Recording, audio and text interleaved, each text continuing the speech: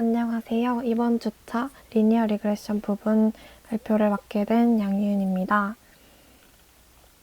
오늘 말씀드릴 부분은 리니어 리그레션에 관련된 이론적인 부분과 실습으로 이루어져 있는데, 첫 번째로는 들어가기 전에 기본적인 통계 지식들을 한 번 더 짚어보고 그 다음부터 선형외기의 정의와 기본 가정을 말씀드린 다음에 모델의 개수 추정, 그리고 모델을 어떻게 평가하는지, 그리고 앞서 말씀드렸던 기본 가정에 대해서 좀 더 자세히 알아보고 어떻게 진단을, 가정이 맞나 판단을 하는지에 대해서 설명을 드리겠습니다. 네, 들어가기 전에 기본적인 통계 기본 지식을 말씀드릴 텐데요. 일단 샘플 데이터가 x1부터 xn, y1부터 yn, 그래서 xy가 있다고 하면 첫 번째로 평균은 n분의 i는 1부터 n까지 xi의 합은 x바로 나타낼 수 있고, 이 값은 각 값으로부터 거리가 동일하게 최소가 되는 지점을 말합니다. 네, 그래서 이 평균을 이용을 해서 구하는 것이 관측치에서 평균이 얼마나 떨어져 있는지 나타내는 지표인 분산과 표준 편차입니다. 분산은 n분의 1 곱하기 i는 1부터 n까지 xi-x바 제곱의 합이고, 이거는 sx제곱으로 나타낼 수 있고, 표준 편차는 이것의 제곱근을 한 sx로 나타낼 수 있습니다. 네, 그 다음은 공분산과 상관계수입니다. 이전 주차에서도 저희가 말했듯이 두 개의 지표 모두 어떤 두 개의 관측치가 연관성 있는지 없는지를 나타낼 수 있는 지표인데, 공분산은 이런 식으로 n-1분의 i는 1부터 n까지 xi-x바 곱하기 yi-y바로 나타낼 수 있고, 이거는 어떤 방향으로 연관성이 있는지만을 나타낼 수 있고, 상관계수는 이것의 표준화를 함으로써 단위에 따라 결과가 달라지는 공분산을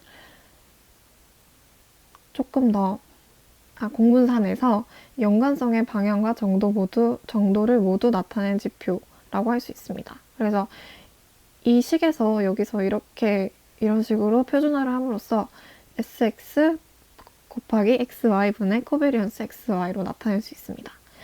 그 표준화 과정에서 상관계수는 1과 마이너스 1 사이의 값만을 나타내고, 그래서 양 끝단의 값에 가까울수록 강한 선형관계가 있음을 나타냅니다.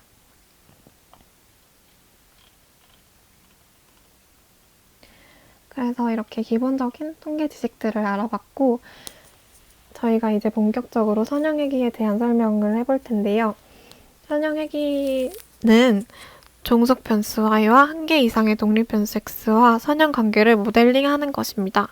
그래서 설명 변수가 한 개면은 단순 선형외기로 y는 베타 0 더하기 베타 1 x 플러스 에러 이렇게 나타낼 수 있고, 여기 한 개 이상이 아니고 두 개 이상. 그래서 두 개 이상의 값들은 다중선형외기라고 할 수 있고, y는 베타 0 플러스 베타 1 x1 플러스 베타 n xn 플러스 에러값의 식으로 나타낼 수 있습니다.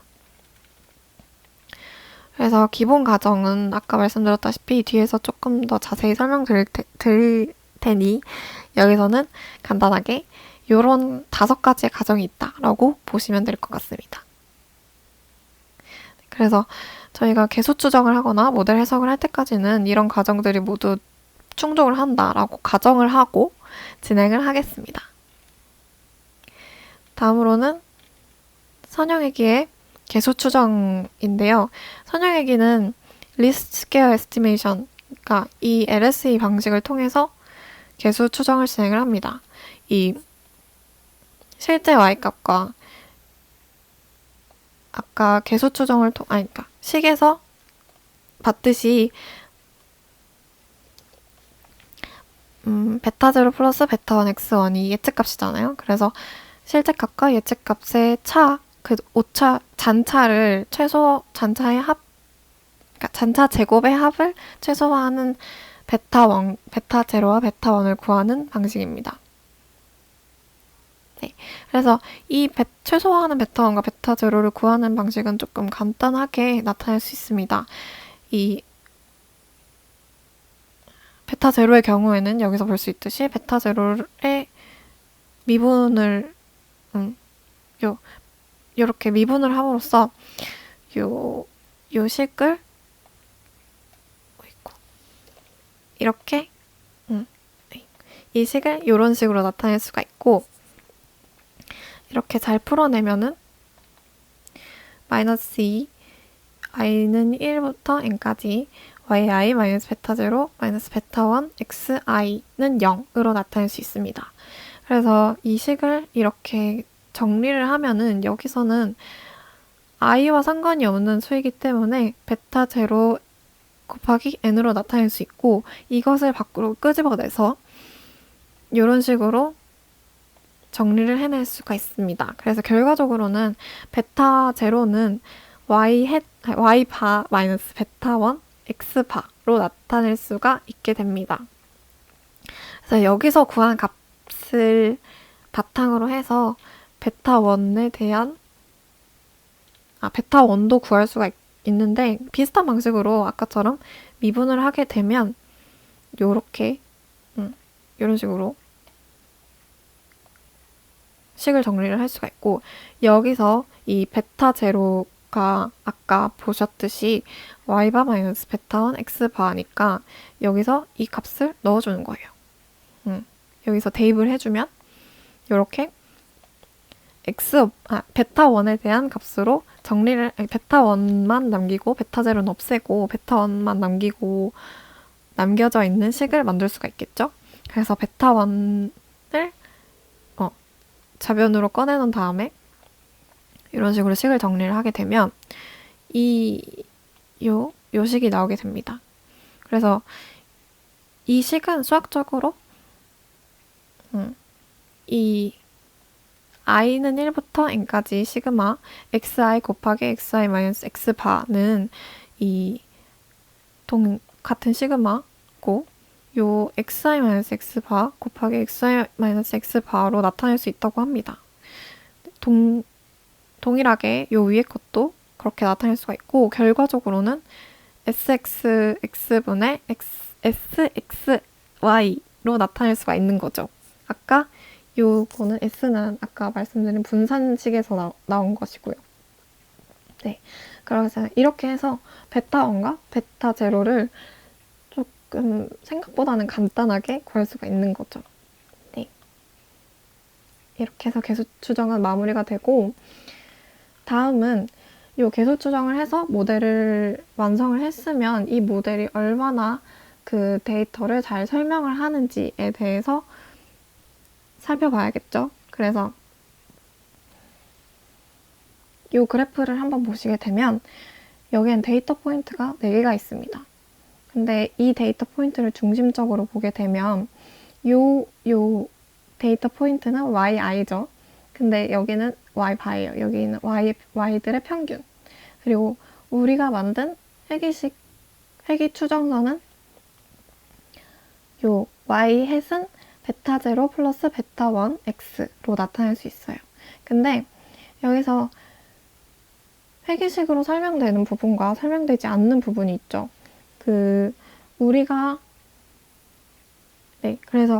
y-y 바는 회귀식으로 설명되지 않는 부분인 y-y 햇과 설명할 수 있는 부분, 요 평균과 y 햇 사이의 차이. 그래서 y 햇 마이너스 y 바를 더한 것이잖아요. 근데 우리가 아까 LS2를 하면서도 최소화하려고 했던 그 부분이 바로 이 회귀식으로 설명되지 않는 부분이죠. 왜냐면 데이터를 회기식으로 설명을 잘 하는, 그러니까 뭐 하나의 식으로 데이터를 잘 설명하려면 에러 값을 최소화하는 게 맞잖아요. 그래서 이 값이 LSE를 통해서 최소화하고 싶었던 그 값이에요. 근데 이 값들을 하나의 포인터에 대해서만 적용을 하는 것이 아니고 모든 포인트, 데이터 포인터에 대해서 모두 다 해야 하니까 합을 구해야 하는데 무작정 합을 구하게 되면은 0이 되게 되어버리니까 그래서 제곱을 해보자 라고 해서 이렇게 sum of square total, sum of regression, sum of error 값이 나오게 됩니다. 그래서 여기서 봤을 때 이 SST, SSR, SSE가 나오게 되는데요. 이 리그레션 값으로 설명하는 값이 크고 에러 값이 작아야 성능이 좋은 거잖아요. 맞죠? 그래서 이거에 착안을 해서 나오게 된 게 R-스퀘어 값입니다.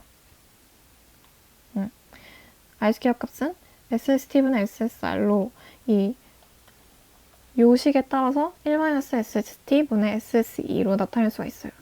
그래서 이 R-스퀘어 값은 항상 0부터 1 사이의 값을 가지게 되는데 아까 말씀드렸다시피 리그레션 이 값이 커야 모델이 데이터를 잘 설명하기 때문에 1에 가까울수록 모델이 데이터를 잘 설명한다 라고 해석을 할 수가 있겠죠. 그리고 저희가 그 다음으로 많이 쓰는 MSE. MSE에 또한 요 최소화하고 싶었던 그 값을 그 SSE를 이용을 해서 구할 수 있습니다. 민 스퀘어 에러이기 때문에 SSE의 평균을 통해서 구할 수가 있는데 요게 n-2인 이유는 자유도의 개념을 도입을 해서 이해를 해야 한다고 합니다.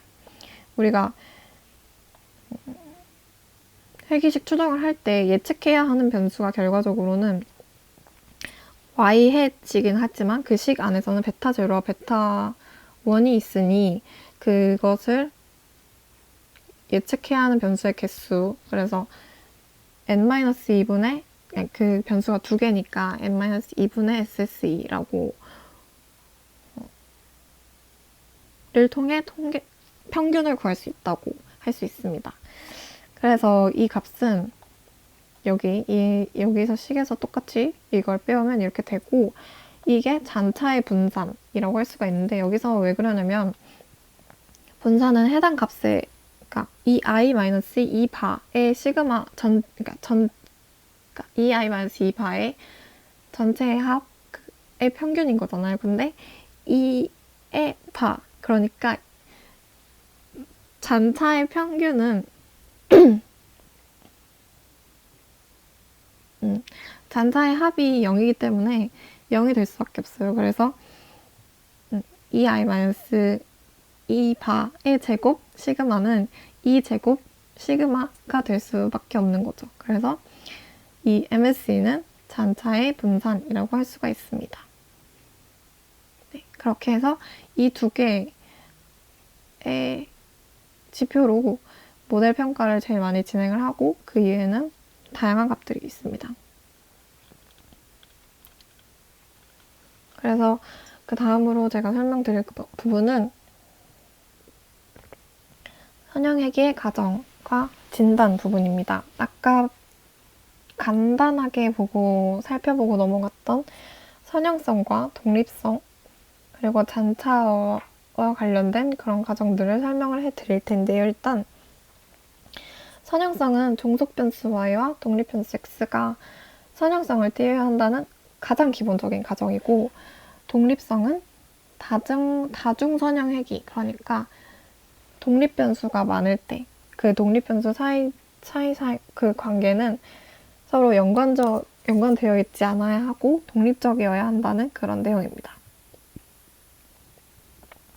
그리고 나머지 세 개는 잔차와 관련된 부분인데 잔차에 대해서 설명을 하기 전에 일단 잔차의 개념에 대해서 가볍게 짚고 넘어가 보겠습니다.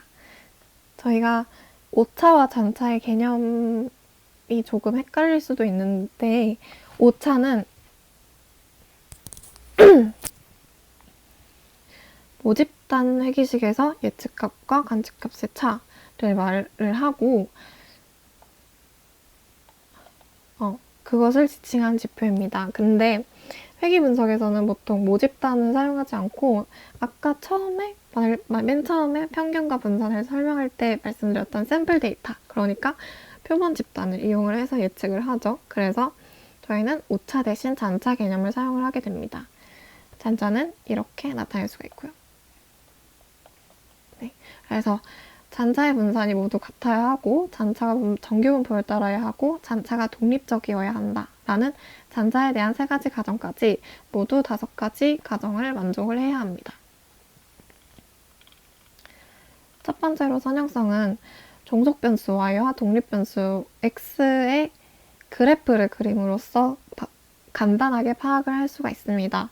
만약에 이렇게 우상향하거나 우하향하는 리니어, 직선의 모양을 띠고 있다라고 하면 선형성을 띈다라고 말할 수 있고, 이렇게 곡선을 띈다라고 하면 비선형적인 데이터다라고 말할 수가 있는 거죠.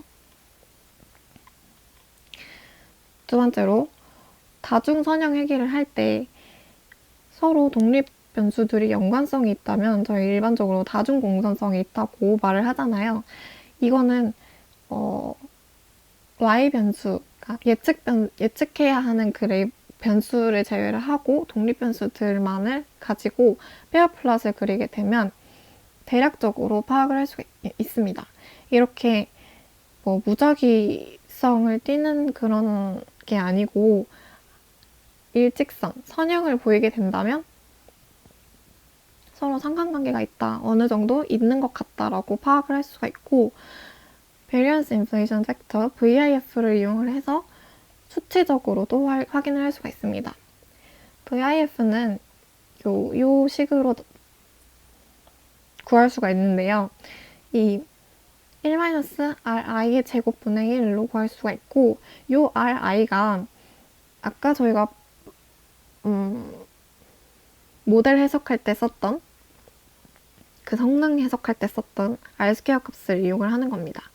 이 ri 제곱은 다른 변수들로 i번째 변수를 선형 얘기를 했을 때 R² 값을 얘기를 하고, 아까 말씀드렸듯이 R² 값이 크면 그 모델이 그 데이터를 잘 설명한다라고 할 수 있는 거잖아요. 그래서 R² 값이 클수록 여기서는 다른 변수에 의존적이다. 그러니까 다시 말하면 VIF 값이 클수록 다른 변수에 의존적이다 라고 말할 수가 있는 거죠. 그래서 수치상으로 봤을 때 5 이상이면 주의, 10보다 크면 다중공산성이 있다고 판단을 하는데, 조금 엄격하게 보면 5 이상이면 이 변수에 대해서 가공을 한다거나 제외를 한다거나 하는 방식으로 다중공산성을 해결을 할 수도 있다고 합니다. 네, 그리고 그 다음은 잔차에 관련된 이야기인데요. 잔차의 등분산성, 그러니까 잔차의 분산이 같아서 특정한 패턴 없이 고르게 분포해야 한다는 겁니다. 요거는 잔차 플롯이나 표준화 잔차 플롯을 이용을 해서 분포를 파악할 수가 있고, 만약에 이 잔차 플롯을 그려봤을 때 한쪽에 몰려있다가 퍼진다거나 이런 선형 관계를 보인다라고 하면, 그러니까 이런 퍼지는, 그러니까 몰려있다가 퍼지는 이런 분포를 보인다고 하면 등분산성을 만족하지 못하는 것이고, 이런 일정한 절대값 사이의 값들, 이런 값들 안에서 랜덤하게 분포해 있다라고 하면 등분산성을 만족한다라는 것입니다. 이 등분산성은 Weighted Linear Square를 통해서 해결을 할 수가 있다고 합니다. 그 다음은 잔차의 정규성인데요. 잔차의 분포가 정규 분포를 따라야 한다는 것이고, 이것은 QQ 플롯과 샤피로 윌크 테스트를 통해서 진단을 할 수가 있습니다. QQ 플롯과 샤피로 윌크 테스트는 공통적으로 일단 잔차를 작은 수부터 큰 수까지 그러니까 작은 수부터 큰 수 순서대로 정렬을 하고 이것과 표준 정규분포를 비교를 한다는 방식에선 비슷한데 QQ플롯은 이 이론적인 표준 정규분포와 우리가 구한 잔차의 그런 정렬된 잔차를 플롯으로 나타냄으로써 얘가 정규분포를 따르는지 안 따르는지 나타내는 방식이고 샤피로-밀크 테스트는 표준 정규분포와 변수의 분포 간의 상관계수를 계산을 해서 요게 1에 가까울수록 정규분포에 가깝다. 그러니까 정규분포와 그 해당 변수의 분포가 상관관계가 높다라고 하면 그렇게 수치상으로 1에 가까우면 정규분포에 가깝다고 해석을 하는 것이죠. 그래서 QQ플롯에 대해서 조금 더 자세히 보면, 예시를 보면 요런 X는 Y식을 따르는 분포를 보이게 되면 아이디어란 분포이고 이렇게 따르긴 하되 아웃라이어가 조금 있다라고 하면 조금 안 좋은 예시, 요런 건 안 좋은 예시인 거죠. 요건 아예 비선형적인 모습을 보이고 있고. 네, 그렇습니다. 그리고 마지막으로 봐야 할 거는 잔차의 독립성에 관련된 이야기입니다. 이거는 일반적으로 시계열 데이터를 가게 되면은 잔차가 서로 연관성이 일정한 구간 동안 반복되는 패턴을 보이게 되면서 잔차가 약간 일정한 패턴, 이런 식으로 일정한 패턴을 보인다라고 하면 연관성이 있다라고 해석을 해서 자기 상관성이 있다고 판단을 합니다. 일반적으로. 그래서 이 부분은 양의 자기 상관성이 있고 잔차 플롯을 그려봤을 때 이런 식으로 나온다라고 하면 음의 자기 상관성. 이렇게 아까 말씀드렸던 이상적인 랜덤한 이런 일정한 간격 안에서 랜덤한 분포를 보이면 자기 상관성이 없다라고 판단을 할 수가 있고 이것도 더빈-왓슨 검정을 통해서 수치적으로 진단을 할 수가 있습니다. 여기서 볼 수 있듯이 만약에 에러들이 잔차가 ET, 그러니까 T는 1부터 n까지 ET의 집합이라고 하고 이런 식으로 해당 잔차의 값과 그 이전 잔차의 값을 비교를 해서 더빈-왓슨 값을 도출을 할 수가 있습니다. 그 더빈-왓슨 값은 항상 0부터 4 사이의 값을 가지게 되는데 요 극단에 가까울수록 각각 0에 가까우면 양의 자기상관, 4에 가까우면 음의 자기상관이 있다고 판단을 할 수가 있고